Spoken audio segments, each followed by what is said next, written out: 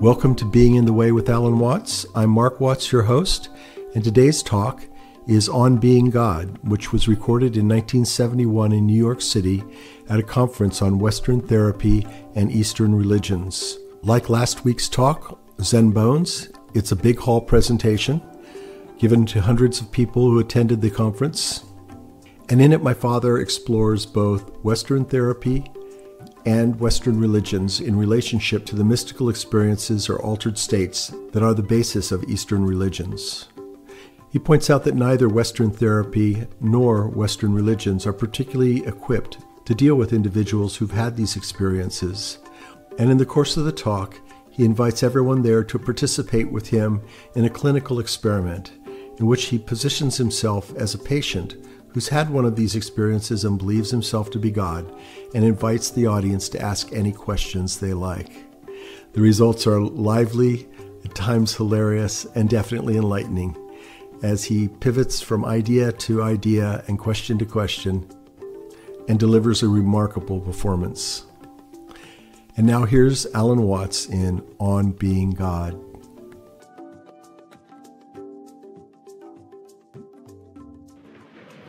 Between Western psychology, psychiatry, and psychotherapy and the so-called religions of Asia, there is common ground because both are interested in changing states of human consciousness.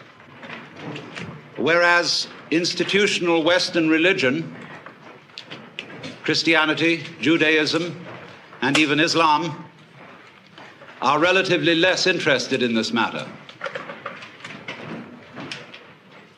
Western religions are more concerned with behavior, doctrine, and belief than with any transformation of the way in which we are aware of ourselves and of the world.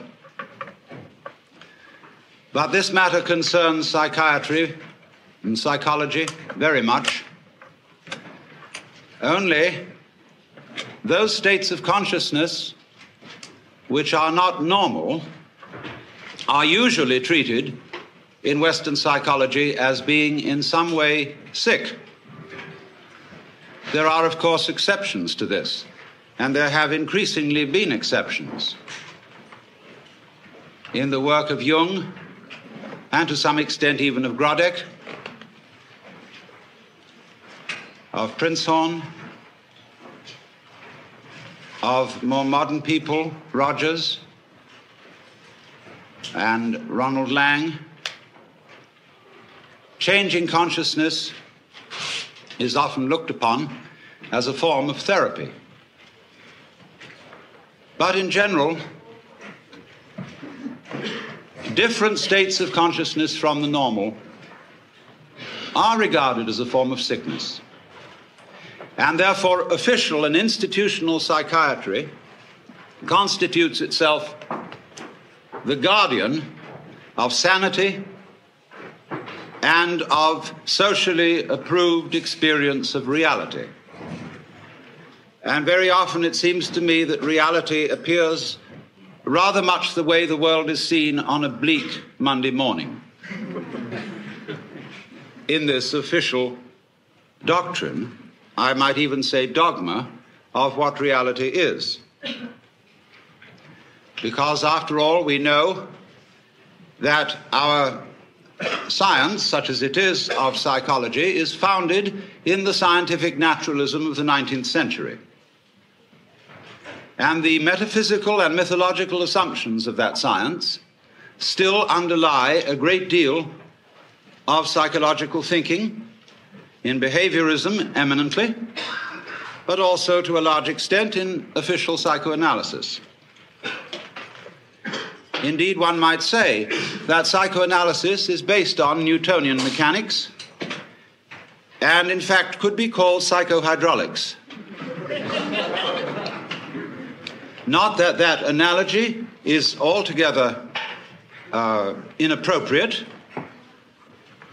because there are certainly respects in which our psychic life flows and exhibits the dynamics of water. But, of course, we want to know what kind of water.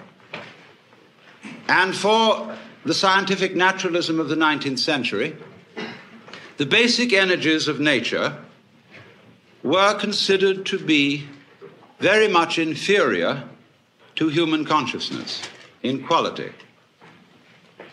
Ernst Haeckel, a biologist of that time, would think of the energy of the universe as blind energy. And correspondingly, it seems to me that Freud thought of the libido as essentially blind, unconscious energy, embodying only a kind of formless, unstructured, and insatiable lust. This is a generalization. Some modification in that thinking is, of course, possible. But the tendency is to regard all that which lies below the surface of human consciousness as being less evolved, because you must remember that this was also the time of Darwin's theories of evolution, of seeing the human mind as a fortuitous development from much more primitive forms of life, coming forth by purely mechanical processes, by natural selection and by the survival of the fittest. And therefore, man was in general seen as a fluke of nature, an embodiment of reason, emotion, and values, for which the more basic processes of nature had no sympathy and about which they did not care. If, therefore, the human race is to flourish, we must take charge of evolution. It can no longer be left to spontaneous process, but must be directed by human ingenuity, despite the fact that although our brains are capable of dealing with a colossal number of variables at once, our conscious attention is not. Most people cannot consider more than 3 variables at the same time without using a pencil. And this shows that in many ways the scanning process of man's conscious attention is very inadequate for dealing with the infinitely many variables, the multidimensional processes of the natural universe. However, a serious attempt has been made, and scientific naturalism issued in a fantastic fight with nature, in this whole notion of the conquest and subordination of nature, which has, as a matter of fact, very ancient, non-scientific and biblical origins, with the idea of man as the head and chief and ruler of nature in the image of God. And the time has now dawned upon us all when our attempts to beat nature into submission are having alarming results, because we see that it's very dangerous to mess around with processes that we don't understand, that have enormous numbers of variables, and we begin to wonder whether we hadn't better let well enough alone. At the same time, although I said that Western psychology had more in common or more common interest with Oriental religion than it does with Western religion, there is a sense in which psychiatry and psychotherapy are becoming the religion of the West. Psychoanalysis has much in common with the forms and procedures of institutional religion. There is, for example, apostolic succession, the passing down of mana, of qualified power to practice therapy, from the father-founder, Sigmund Freud, through his immediate apostles, to an enormous company of archbishops and bishops, among whom there are, of course, as there were with Christianity, heresiarchs such as Jung and Grodek and Rank and Reich. And the heresiarchs are duly excommunicated and anathematized.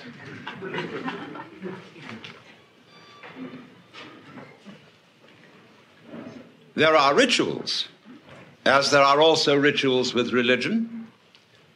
There is the sacrament of the couch. There is the spiritual discipline of free association. There is the mystic knowledge of the interpretation of dreams.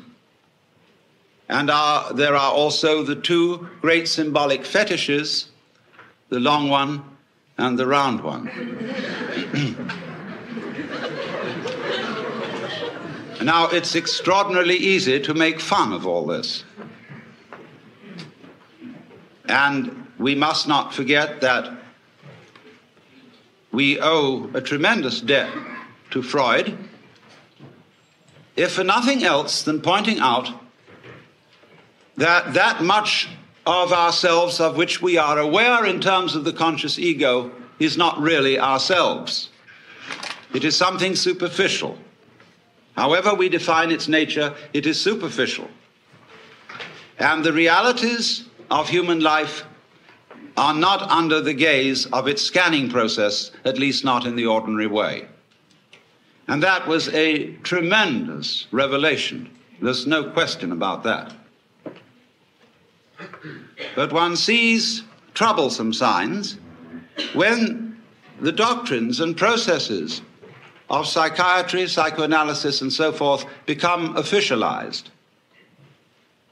And I think Thomas Sass, in his books, The Myth of Mental Illness and The Manufacture of Madness, is pointing out something extremely important to us, which is that, in effect, the psychological official of today is the priest, and that he is beginning to exercise the same sort of controls over human life as were exercised by the church in the Middle Ages. So that a professor of psychiatry at Columbia or Harvard or Yale medical schools has today the same sort of intellectual respectability and authority as the professor of theology at the University of Toledo or Padua would have had in the year 1400. Now, you must realize that the theologians of those days not simply believed in their cosmology and the theology, they almost knew it was true in the same way that our scientists know certain things to be true, despite the fact that they change their opinions very often. While they hold them, they have in effect the force of dogma, as witness the anathematization of Velikovsky for his uncomfortable ideas. And therefore, there are heresies existing today which are persecuted in the same way as heresies were persecuted by the Holy Inquisition. And they are persecuted out of kindness, in exactly the same way that the Holy Inquisition persecuted heresy out of kindness and deep concern for human beings. That is unimaginable to us, but it was so. For after all, if you seriously believed that someone who did not hold the Catholic faith and who voluntarily rejected it would be tortured physically and spiritually forever and ever and ever in hell, you would resort to almost any means to preserve a fellow human being from such a fate, especially if the complaint or disease of heresy from which he suffered was infectious. You would first of all reason with him. And if he was not responsive to reason, you would resort to abuse and to forceful argument And if he was not responsive to that, you would give him shock treatment and bang him about. If that didn't work, the thumbscrew and the rack and the Iron Maiden. And if that didn't work, as a last desperate resort, you would burn him at the stake in the pious hope that in the midst of those searing fires he would think better and make a last act of perfect contrition, and so be rescued from everlasting damnation. And you did all this in the spirit of this is going to hurt me more than it's going to hurt you. In the spirit of a surgeon who is very, very sorry indeed that he has to make you undergo this extremely painful operation. But it is in your best interests, and there really is at least a 50-50 chance that you may survive. And so, therefore, in perfectly scientific medical spirit, people may be very arbitrarily and without due process deprived of their civil rights, incarcerated in prisons that are in many cases much worse than prisons for criminals, and generally left to rot, be neglected and ignored, and when bumptious, given shock treatment or put in solitary confinement. For what? Because they have unorthodox and heretical states of consciousness. A lot of these people are not dangerous until provoked into being dangerous by being ignored, by being treated as machines, and in generally defined as non-human. And if you are defined as non-human, there's precious little you can do about it, because everything you say that sounds human will be taken as a kind of utterance of a mechanical man, as imitating humanness out of lunatic cunning. You will be suspicious. Everything you say will be listened to in a different way and with different ears. And you will have one hell of a time talking yourself out of it, because there really are no rules as to what one must do when incarcerated for having unorthodox consciousness. There is no clear road to repentance. And this is found likewise in jails, where people are incarcerated on 1 to 10 year sentences, as in places like Vacaville, California, where when I visited such prisons, young men have come to me in perfect desperation, saying, I don't know what's happened to me, because I want to live like a decent citizen. I know I've done things that are wrong, but I simply don't know what is expected of me here. If I try to do what's expected, they say I'm compliant. And that seems to be some sort of a sickness. Thomas Sass drew attention to this when he quoted a discussion of the types of school children who may very well need therapy. There were overachieving children. There were underachieving children. There were children who exhibited erratic patterns. There were children who were sort of dully mediocre. In fact, every sort of child can be given a diagnostic name for his behavior which sounds sick. As Jung once suggested, life itself is a disease with a very poor prognosis. It lingers on for years and invariably ends with death.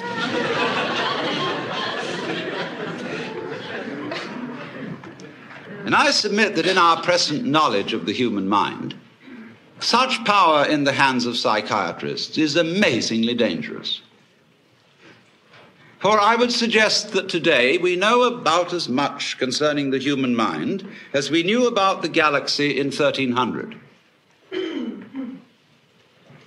And that while there are indeed individuals who are certainly able to perform psychotherapy, it is the sheerest arrogance for anybody to say that he is officially qualified to do so. We do not know how it is done, just as we do not know, really, how musical, artistic, and literary genius is done. You cannot really teach it. You can put the tools for doing these things into people's hands, and you can show them how to use the tools. But whether they will use those tools with genius is quite unpredictable. And this is above all true of the art of psychotherapy. We don't know how it's done. We've got some vague ideas. There probably are some people who, by reason of their mental derangement, are probably not qualified to perform it because they are maybe out just to make other people into messes. But to say that there are certain standards and certain examinations that can be passed and certificates that could be issued, which do indeed qualify people for this work, is, I think, pernicious nonsense. And is used, of course, out of economic self-interest when those who consider themselves official therapists run into competition. The same was done by religion. I was talking, imagine it, to a Buddhist priest in Thailand some years ago. I was looking at some books in a bookshop in the precincts of a Buddhist temple. And I was wandering over, and I noticed a book on a certain form of Buddhist meditation. And I murmured, Satipatthana, which is the name of a certain kind of Buddhist meditation. And a voice suddenly said to me, "You practice Satipatthana?" I looked up, and there was a skinny Buddhist monk in a yellow robe with rather red eyes looking at me. I said, "Not exactly Satipatthana. I use a different method. It's called Zen." "Oh, Satipatthana, not Zen." I said, "Oh, well, it's something like it, isn't it?" "No." "Well, it's rather like yoga," I said, "isn't it?" "Not yoga. No, Satipatthana different. Only right way." "Well, look," I said to him, "I have a lot of Roman Catholic friends who tell me that their way is the only right way. Who am I to believe?" "You know," I said, "you're like someone who's got a ferry boat for crossing the river." I used the Buddhist simile. "And another fellow down the stream has opened up ferry business. And you go to the government and say, he's not authorized to operate a ferry boat because he's competition to you. Let all operate ferry boats who will. And if you haven't got the sense to stay off one that sinks, it's your fault." And after all, I could say to him, "You believe that everything that happens to you is your own karma. So why worry?" But now, it's so interesting that since official psychiatry, and I underline that word official because I hope those of you in this audience who are therapists will regard yourselves as unofficial. Lisa, that'll give you an out. But nevertheless, official psychiatry has curious things in common with Western religion, as well as with Eastern. With Eastern, I said, only insofar as it has an interest in states of consciousness and inclines to regard other states of consciousness than the ordinary as sick. But it has one very important feature in common with Western religion. And to that, we have to go a little bit into Western religious history and ask ourselves what in Western religion, and especially in Christianity, and this goes also for Judaism and Islam, what is the great heresy? Curiously enough, the great heresy was first in the West committed by no less a person than Jesus Christ, who believed himself to be God. This, of course, will be unquestionably true if you think that the Gospel of St. John has historical value. It's a little vaguer in the Synoptic Gospels, but if you read the Gospel of St. John, there is absolutely no doubt about it, for he said, "I and the Father are one. He who has seen me has seen the Father. Before Abraham was, I am. I am the way, the truth, and the life. I am the resurrection and the life." He said all that according to this gospel. And that is something that in the Western world you are not supposed to say. And especially you are not supposed to believe it. And naturally it was very difficult for Jesus because he was saying all this in the context of the Hebrew culture. And he tried to find language in the Hebrew scriptures with which to express his state of consciousness, because he had an unusual state of consciousness. As I read it, he had cosmic consciousness, otherwise known as mystical experience, otherwise known as moksha, nirvana, bodhi, satori, fana elvana, or what you will. And that happens to people. It has happened as far back as we know. It happens all over the world and in all cultures. We don't know very much about it. We don't really know ways in which to make it happen, because it seems to be of the nature of it that it is a spontaneous surprise. But it unquestionably happens. And most people keep their mouths shut about it when it does. I had a friend who, in the middle of having a stroke, had this illumination. And he said to me, "I fear to speak to my friends of this, but it was the most beautiful experience. I shall never be afraid of death. In fact, I recommend everyone to have a stroke."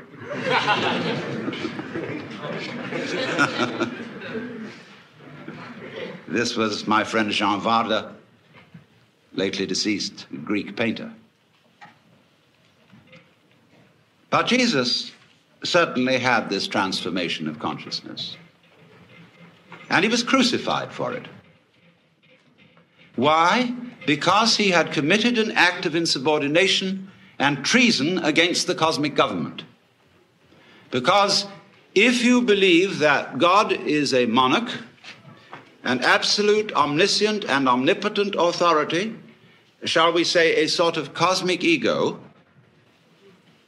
then to claim to be that is to introduce democracy into the kingdom of heaven, to usurp divine authority, and to speak in its name without proper authorization. And they asked Jesus, "By what authority do you speak? Of heaven or of men?" And he was tricky about answering that one. He said, "By what authority did John the Baptist speak?" And they were nervous about answering that one. He could have asked, "By what authority did Isaiah speak?" etc. Or Moses. But Moses became official authority. And if you could wangle it that what you said was simply an extension of what Moses said, because Rabbi so-and-so said it, who got it from Rabbi so-and-so, who got it from Rabbi so-and-so, who got it from Moses, then it's okay. Notice this, that to be an authority today in the academic world depends on documentation. It's not enough to say, "For I say unto you," you must put in your footnotes. And the more the footnotes, the more the authority, obviously. So our dissertations tend to be books about books, about books about books, and our libraries multiply by mitosis.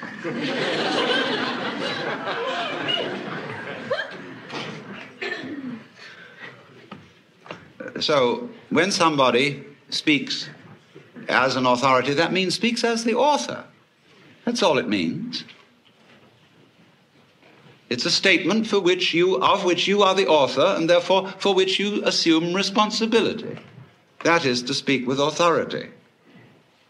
And to be original is likewise not to be freaky, but to speak from the origin. That is what Christians mean when they say to speak in the Spirit, to have your mouth possessed by the Holy Spirit, as they believe the mouth of Jesus was possessed by the Holy Spirit. So the gospel of Jesus, which of course was hushed up from its inception, was that wake up everybody and find out who you are. Asking that, again in the Gospel of St. John, they, pointing to his disciples, may be one, even as you, Father, and I are one. And when he was accused of blasphemy, The Jews took up stones to stone him, you know. And he said, "Many good works have I shown you from the Father, and from which of these do you stone me?" And they said, "For a good work we don't stone you, but for blasphemy, because you, being a man, make yourself God." Now listen to the reply. He said, "Is it not written in your law, I have said ye are gods? And if that is what the scripture says, it can't be denied. So why do you tell me I blaspheme because I say I am a son of God?" No answer. Because I said I am a son of God. It doesn't say that in your King James translation. It says I am the Son of God.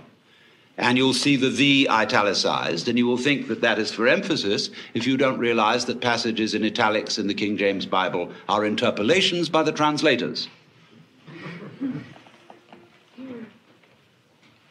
So, son of, in Hebrew and in Arabic, means of the nature of. When we call someone a son of a bitch, we mean bitchy. And so if you call someone a son of God, you mean divine. Of the nature of God. As the Nicene Creed subsequently defined it, he is of one substance with the Father. But what happened was that this being blasphemy for the Jews, it became blasphemy for the Christians, for anyone else than Jesus to say it. They said, "Okay, baby, it was so with you, but there it stops. No more of this business." And as a result of that, Jesus was made irrelevant by pedestalization, by being kicked upstairs. Oh, wow.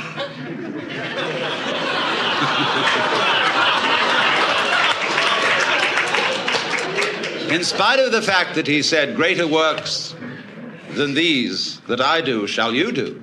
Oh, no. Upstairs with you, baby. Because we just can't have that sort of thing going on in a monarchical universe. We are not going to have democracy in the kingdom of heaven. So, this is why the gospel is impossible. Because we are supposed to follow the example of Christ. Where he says, for example, "Be not anxious for the morrow. Do not worry about what you shall eat, what you shall drink, and what you shall wear. God will take care of you. Doesn't he take care of the birds? Don't the flowers grow? They're wonderful. They're crazy. They're great. What are you worrying about?" I've never heard a sermon preached on that. Never. Because it's totally subversive. The economy would crash.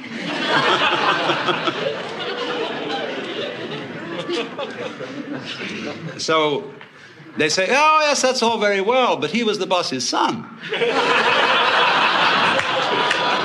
See, he had that colossal advantage. Take up your cross and follow him. Hey, but wait a minute. I don't know I'm going to be resurrected 3 days later. I can't do all those miracles. He had an unfair advantage. So how can you ask us to follow the example of Christ? But supposing he didn't have an unfair advantage. Supposing that what was true about Jesus as a son of God is true of us. Only a few of us know it. And we are pretty careful to be quiet about it, lest the same thing happen to us as happened to Jesus. And indeed it often does. And you know, you get these people from Arkansas or Texas or anywhere in the Bible Belt who never heard of the Upanishads, and they have this cosmic consciousness experience, and they realize that that's what happened to Jesus. They say, "I'm Jesus, come back." Well, everybody says to them, "You aren't Jesus. It's pretty obvious you're not Jesus. You're just Joe Douglas." Well, he says that's what they said about Jesus. He has a perfect argument, except they say you're not much of a Jesus. They say, "All right, if you're Jesus, command that these stones be made bread." And he says, "A wicked and deceitful generation seeketh for a sign, and there shall no sign be given."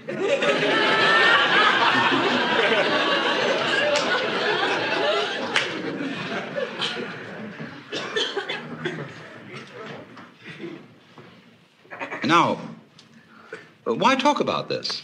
Is it interesting? Is it important for the human being to realize that in some sense of the word, whatever it means, he is God or one with God, as is plainly taught by the Hindus, hinted at by the Buddhists, only they don't like to put it out as a concept in case people will use the concept as an idol to hang on to. They want you to find out for yourself and not believe in it. And certainly the Taoists understand it, the Sufis understand it, a lot of people understand it. But so what? Well, the importance of it is this, that to know that you are God is another way of saying that you feel completely with this universe. You feel profoundly rooted in it and connected with it. You feel, in other words, that the whole energy which expresses itself in the galaxies is intimate. It is not something to which you are a stranger, but it is that with which you, whatever that is, are intimately bound up. That in your seeing, your hearing, your talking, your thinking, your moving, you express that which it is which moves the sun and other stars. And if you don't know that, if you don't feel that, well, naturally you feel alien, you feel a stranger in the world, and if you feel a stranger, you feel hostile. And therefore, you start to bulldoze things about, to beat it up, and to try and make the world submit to your will, and you become a real troublemaker. So I feel also one reason why you become hostile is that feeling that you were just brought into this place, that your father and mother went up to some monkey business that they probably shouldn't have done, or it was bad rubber goods, and as a result of this, here you are, and you didn't ask to be here. Well, you always feel you can turn around and blame them. You can blame somebody. You can blame the government. You can blame the rascals. You can blame the cheaters. Always supposing you yourself aren't a rascal, which is a long odds. You always can blame someone and say, I didn't ask for it. Take it away. And yet, very few people are all too ready to take it away.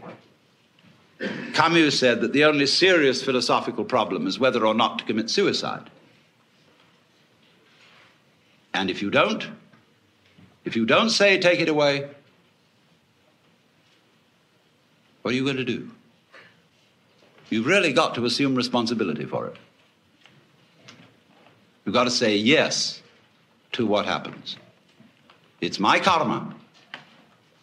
And that doesn't mean merely, there are many misinterpretations of the doctrine of karma. It's usually and popularly understood is that what happens to you, either fortunate or unfortunate, is the result of good or bad deeds in a previous life. Well, that's popular superstition. The real meaning of karma, the word in Sanskrit means simply doing. And if I say of an event, it is your karma, it is saying it is your doing. So the exposition, a book which would expound karma, would be not so much a whodunit as a youdunit. But that seems fantastic. Now, therefore, what I propose we do is that we, instead of just ideologizing, we have a clinical experience. You know, in psychiatric school, in medical school, it's very usual for a doctor to bring a patient out in front of the students and talk with the patient. As a kind of demonstration, he says, I want you to recognize the difference between a psychopath and a manic depressive or a schizophrenic or something. They don't know what all these things mean. And especially the schizophrenia. And so he has a dialogue with the patient right there.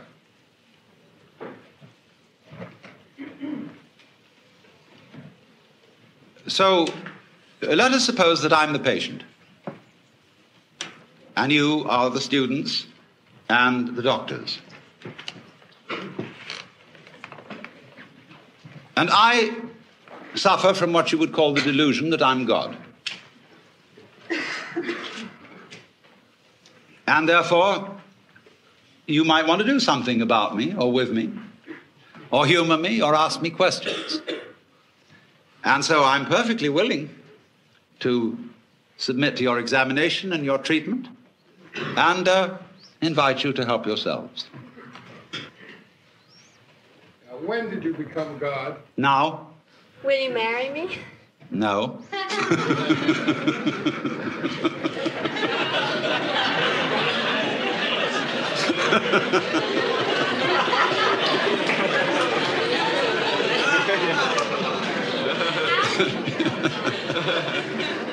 Yes. God, do you sleep on your stomach or your back? Sleeping is like politics. One sleeps on the right side, and then when you're tired of that, you sleep on the left. When you're tired of that, you sleep on your back, and when you're tired of that, you sleep on your stomach. And it is thus that the world goes round.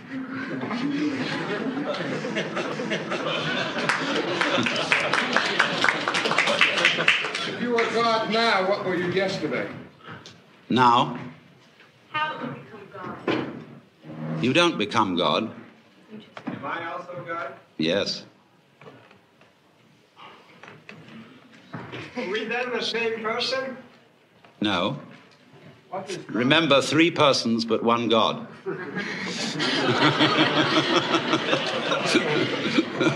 God, could you tell us a little about Satan? Could I tell you a little bit about Satan? Yes. Although the matter is a little esoteric, but I told you all about it in the book of Job, where you will see that in the court of heaven, Satan is the district attorney. He is not, as Christians imagine, the enemy of heaven and the enemy of mankind. He's merely the person who sees the bad side of things and carries out the dirty work. And therefore, he saw Job and wondered whether Job really was as great a guy as he seemed to be, and suggested that God should appoint a committee of investigation to find out. And the committee did its work very thoroughly, but the case went against Satan because it was proved in the end that Job was an honorable man. Now, you notice that although we pay the salary of the district attorney, whenever there's a great criminal case before the public eye, people begin to take the side of the underdog. And the prosecutor always has less public sympathy than the defense, except in political trials. On the right hand of God, and you know the defense is always on the right hand of the judge in court, is our only mediator and advocate, which is the phrase referring to Jesus Christ our Lord. So there is the defense and there is the prosecution. And it is the function of Satan to be the prosecutor. There's a good deal more to it than that, because before all this started, as in a stage play, there was an arrangement in the green room before coming on stage in which certain things were understood, but that are only to be revealed when the curtain goes down at the end of the play. Is Job God too? Yes, but he doesn't know it. God, why do you hide from the sight of so many? Why do you hide? It's for the same reason you're hiding. God, did you create man Yes. as a God? Who else? Give man free will. What? Give man free will. Man has free will to the extent that he knows who he is. Not otherwise. Where did you get free will from? Where I got it from. Does woman have free will too? Yes. To the extent that she knows who she is, yes. If man has free will to know just what he is, and man is God, then you'd say that you are no more than any God in this room, or any man. That is correct. I'm no more God than any of you. Then you only have the power to know who you are. Well, that is saying quite a bit, yes. What is not God? What is not God? There is nothing that is not God. How do you learn who you are? It's like waking up from a dream. after a while, one's experience begins to have what I would call a haven't we been here before feeling. Going round and round and round. And then you begin wondering, where am I going? And to answer that question, you have to try and find out what you want. And so I went into that very thoroughly. What do I want to happen? And, of course, as soon as you ask yourself that, you begin to fantasize. And our amazing technology is, of course, an expression of human desire for power, for what we want to achieve. So I simply set myself to thinking through how far we could go. And so I soon found myself at a great push-button place where I had a fantastic mechanism with buttons available for every conceivable thing I could wish. So I spent quite a bit of time playing with those. And science fiction wasn't in it. You know, you go going like that, and here is Cleopatra. And so on, you know, and then press this button, symphonic music in 4-channel sound, 16-channel sound, anything, you know, all possible pleasures are available. And when, you know, you're like everybody's dream of the Sultan in the palace, you suddenly notice there's a button labeled surprise. You push that, and here we are.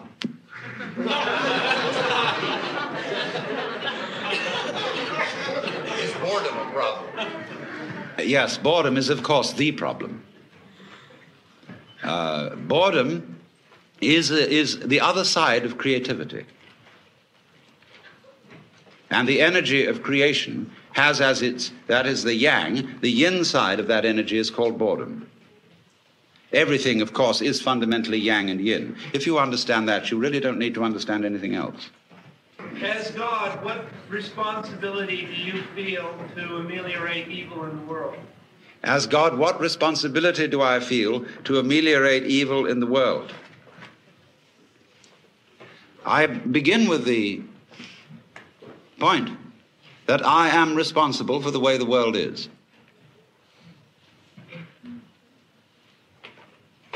If I couldn't feel that, I'd have to blame somebody else. I'm not willing to do that because I know that under various changing circumstances, it might be appropriate for me to be as big a rascal as rascals have been. Now, as to improving the world is always improving. It may look to some people slow, but it's improving even when it is declining, because the world works in an undulatory process, like a wave. It goes up and it goes down. It goes up and it goes down. And it couldn't go up all the time, because if it did, we wouldn't know that that was up. So it goes down some of the time so that we can know when it goes up, because if we didn't know when it went up, it would be like being in a space where everything was light. There'd be nothing to write home about. There would be no black marks on the space. And so it would be like a piece of perfectly empty paper. Similarly, to be in a completely black space would also be a kind of unconsciousness with nothing to write home about. Because there'd be nothing would make any difference. So therefore, if you're going to have black, you won't know that it's black unless you have some white, and if you're going to have white, you won't know that it's white unless you have some black. Why do you teach us all to love one another? Because if we get to that point, there won't be any of these ups and downs. We'll have to tell you. Correct, but that's not a teaching, it's a koan. A koan. A koan is a Japanese word for a spiritual problem used in Zen Buddhism, such as, what is the sound of one hand? And these problems are given to those who ask questions concerning their spiritual development. And sometimes, as St. Paul pointed out, commandments are given not in the expectation that they will be obeyed, but in the expectation that they will reveal something to those who hear them. That was St. Paul's comment on the whole Mosaic law. Yes, sir. If we accept the feast. What? If we accept the feast, we try to see that we are all God. Yes. What of the hereafter? Is there a heaven? Is there a purgatory? Is there a hell? The hereafter is, of course, now. Because if you will examine it closely, there is no when else than now. And if you want to make hell of it, you can make hell of it. If you want to make heaven of it, you can make heaven of it. Purgatory, purgatory. It's all here. Always was, always will be. Death. What is death? Death is an undulation in consciousness. How would you know you were alive unless you had once been dead? Yes. If you realize in the same way that Jesus did that you're God, why was it unnecessary for him to have material possessions and necessary for you? It wasn't unnecessary for him to have material possessions. They said of St. John the Baptist that he was an ascetic, but of Jesus, this man consorts with gluttoners and wine-bibbers and comes eating and drinking. And when the lady Mary poured precious ointment on his feet and anointed him, they said the same thing that the members of the vestry say to the minister today. Why this great expense? Couldn't it all have been sold for much money and given to the poor? But it's a problem. It is a problem, sure. But you see, in many ways, when you get down to these very deep ethical problems, where there sure is no easy decision one way or the other, you must look at the problem from the point of view of an artist. Which way of doing this is in some sense greater? It may be better to go off with a bang than with a whimper. Let me see. Are you God all the time? I mean, in consciousness all the time. There is no time, my dear. It's always now. During every event in space-time. At every precise moment in consciousness, are you yes, if you put it God? that way, of course. You are consciously God as an experiencing unit on this plane of... Wait a moment, consciously, not necessarily, because that would spoil the fun. That's what I'm asking. If you press button surprise, you've pressed a button so that you forget who you are. Right, so that you don't always know all the answers to a given problem. Yes, that's perfectly true. This is called, in the Bible, kenosis. In St. Paul's epistle to the Philippians, he says, "Let this mind be in you, which was also in Christ Jesus, who, being in the form of God, thought not equality with God a thing to be grasped, but humbled himself, and made himself of no reputation, and was found in fashion as a man, and became obedient to death." And so you get from this the kenotic theory of creation, held by some of the Greek fathers, that the creation of the universe is the self-emptying or self-forgetting of the Godhead. Yes, I think it's your turn now. How does your concept of the creation of evil, so that man could see how good is, differ from the old story of a man beating his head against the wall so he could feel how good it is when he stopped? It's really rather like it. Because the universe is fundamentally a system which creeps up on itself and then says, "Boo!" And then it laughs at itself for jumping.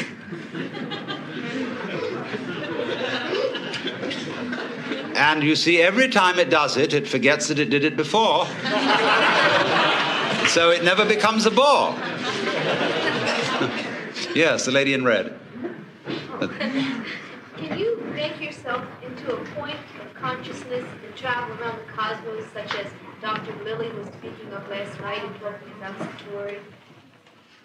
Yes, but it isn't necessary to travel. The question is, can I make myself into a point of consciousness and travel around the cosmos and see things from all sorts of places? I say, yes, but it isn't necessary to travel. One is already there.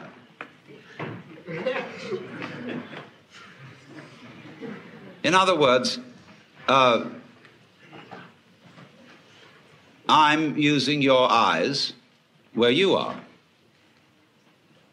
like you're using mine. Just in the same way, my head is not my feet. It uses my feet. The head is very different from the feet. You couldn't possibly say the head and the feet are the same, but they are one organism. They each have a soul. Two. What do you do about the boredom? What do I do about boredom? Press button surprise. Oh, it's always there. Yes, always. Yes, the lady in purple here. You talk about boredom. It seems to me, at least in my own case, and maybe many people, that one of the biggest problems in life is being forced to earn a living at something which is not what I would rather be doing.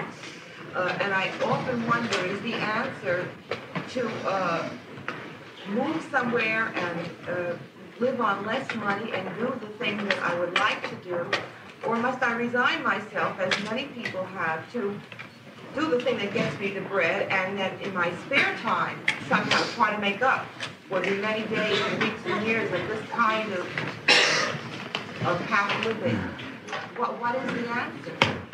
Well, there are two sort of answers, one of which you've already indicated, which is to do with less and do what you want. Could be more. Which, but if everyone did that, you know, those things, many of the things that we sort of accepted as part of life wouldn't get done. I think the objection, if everyone did that, is rather like asking what would happen if everybody wanted to catch the 4 o'clock train from Grand Central to Westport. Or if all the molecules of air in this room were suddenly to congregate over in that corner. There is a bare chance that it might happen, but very low. Yes. Would you say we're going around in circles trying to eliminate evil because we never will? There might not be any evil. Yes. Never eliminate it, so we're just playing games. We are going round in circles. But you see, going round in circles, as you may have observed by looking at the sky, is what the universe is doing.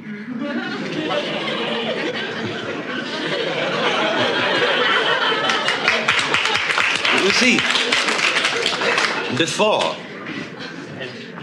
As long as we recognize we're going around in circles, we're all right. Yes. Yes, that's the thing. It's a dance. And when you dance, you don't dance to get somewhere. I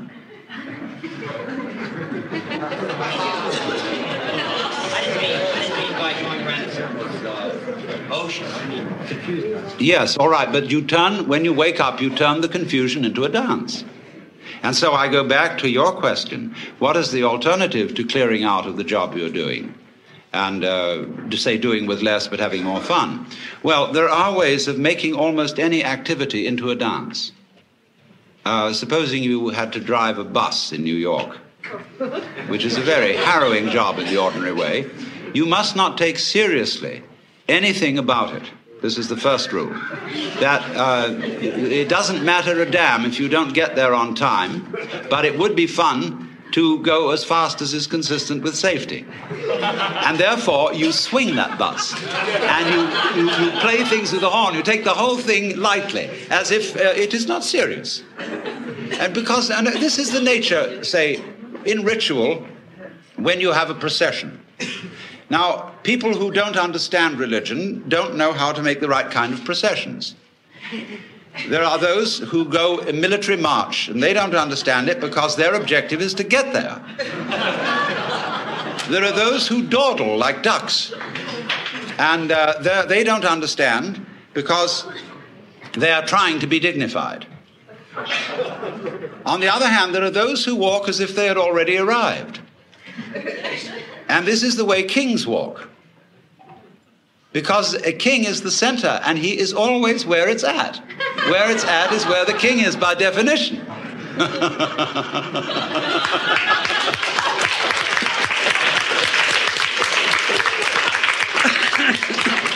So, if you work in this way, people who are practicing meditation take up monotonous things for fun. And meditation is supposed to be fun. I hope John Lilly told you that this morning.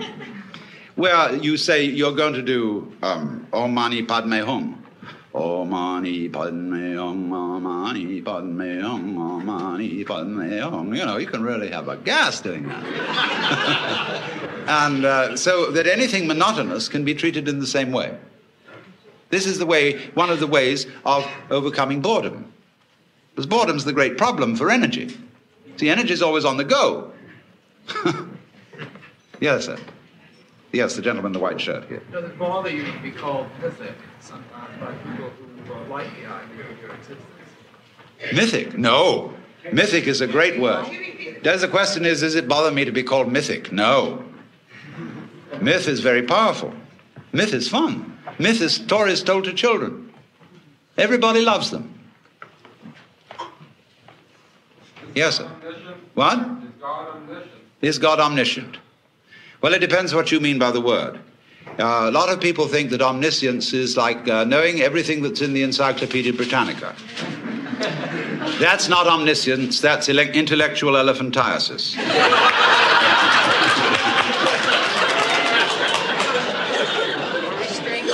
Now, you see, let me explain this question, because it's always important.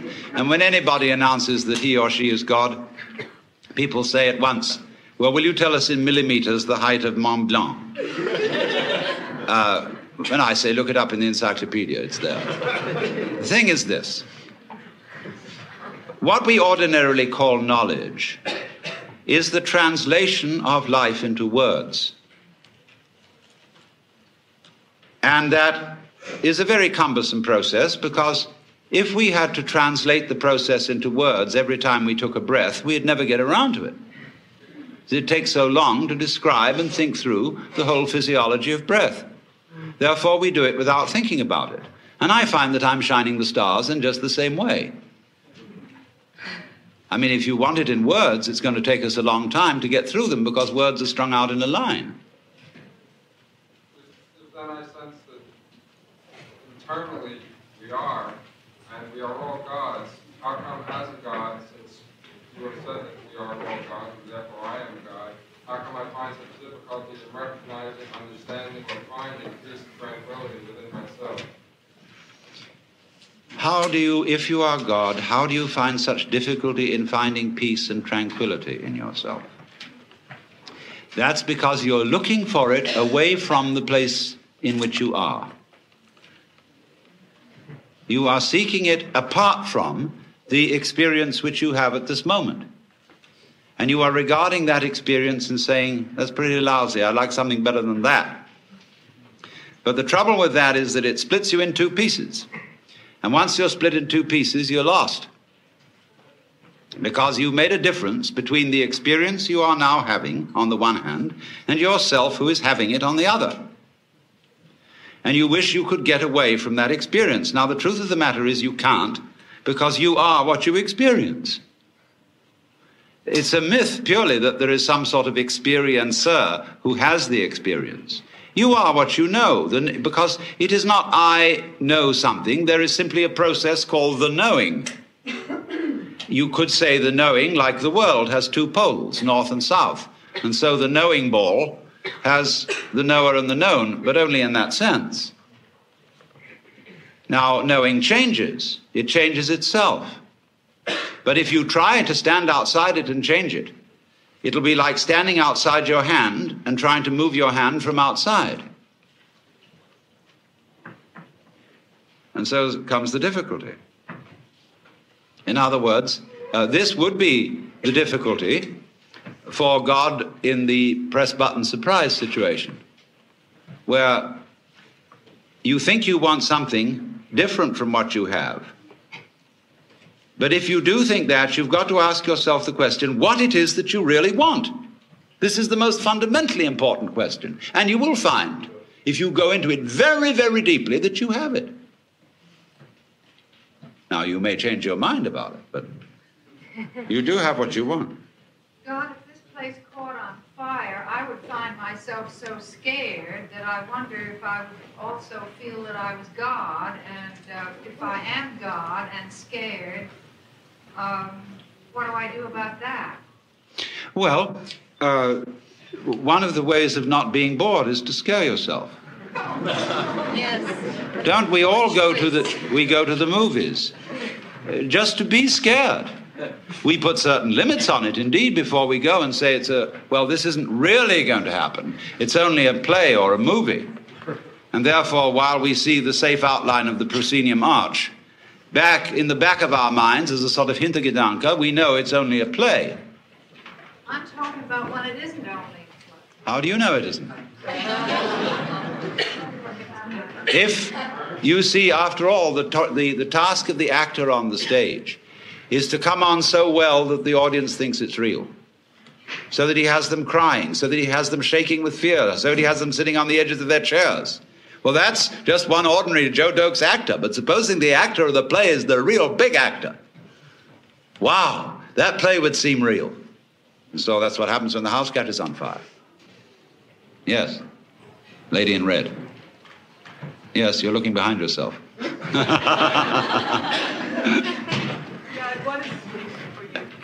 What is sleep? The seventh day. What? When is the seventh day? When you sleep. Yes. Yes, God. The only reason I know that I'm God is because I take the responsibility for it. Yes. Doesn't that answer the lady's question about the fire? Oh, yes, that also would answer it, yes. It's a question of taking responsibility for what happens. What happens if you don't do anything about it? If I don't do anything about the world? The boredom. The boredom. What's through the boredom? Well, that's another way. That's another way. You can explore boredom. You can bore into boredom. And watch it. Sometimes when you're bored, that's the only thing to do. Because even for God, you can't lift yourself up by your own bootstraps. Because that is by nature of the definition impossible. You said you would enjoy having a myth of you. Yes, I think that would be fun. I mean, why else does one go on stage except to make myths? What? Why not? Again? Excuse me, what did you say? What is my motivation for going on the stage? That is like asking, why is there a universe? Well, now, if you listened to George Leonard last night, George Leonard explained how children were befuddled by being taught to ask why about everything. Because you always look away from what you're asking about to its antecedents, and that won't lead you anywhere at all. Why am I here? And I answer that question. Then somebody says, well, why that? And then somebody says, well, why that? Why that? Why that? And you get back and back and back, and eventually you get tired of answering. And so fathers, when their children say, why, Daddy? Why? They say, oh, shut up and eat your lollipop. But what happens, you see, when we trace the causation of things into the past, it all begins to fade out in silence and no answer. Why? Because it didn't begin there. The universe begins now. It didn't begin in the past. And the past trails back from now like the wake of a ship. If everything is God and there is no time except now, what is the role of chance?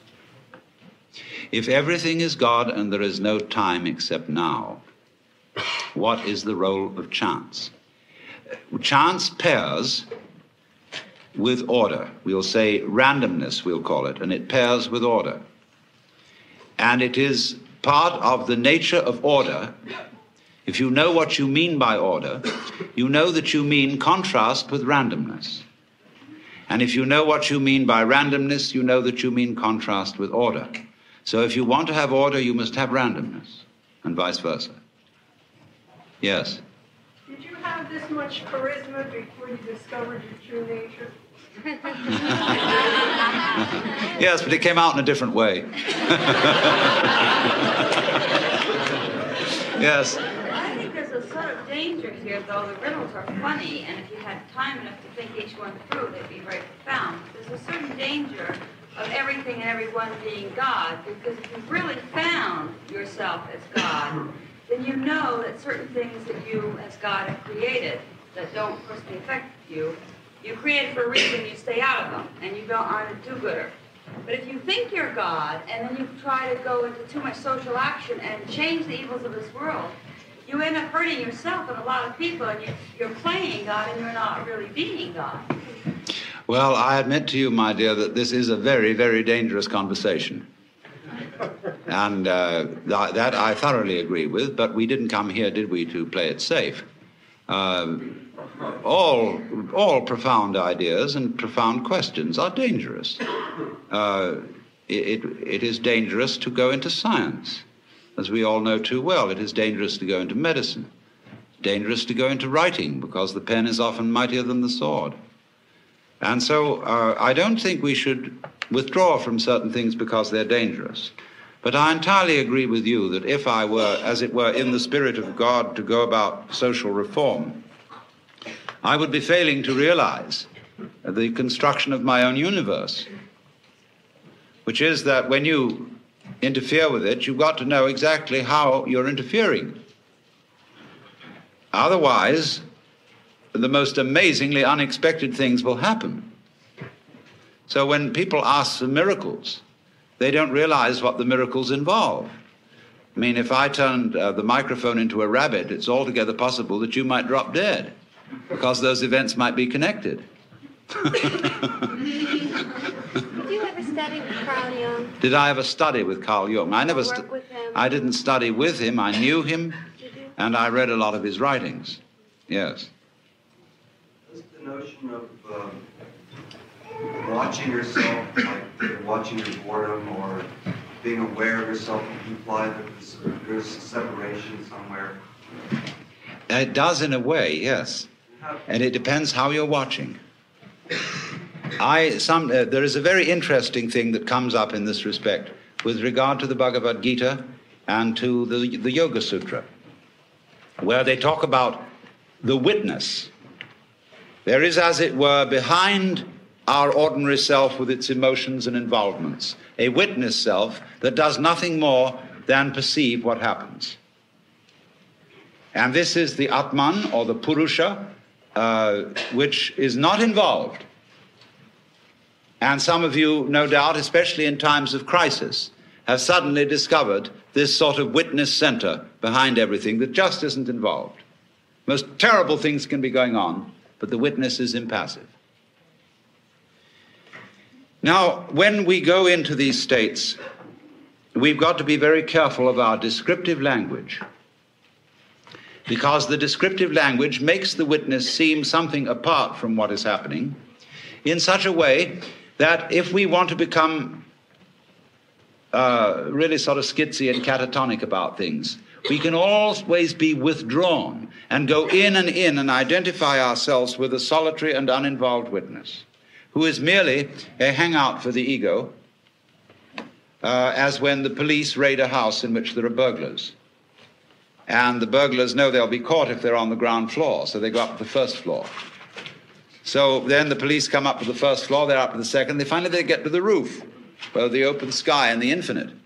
And in this way, this was why the Buddha did not teach about the Atman, the real self within us, because he knew people would use the real self as a hideout for the ego.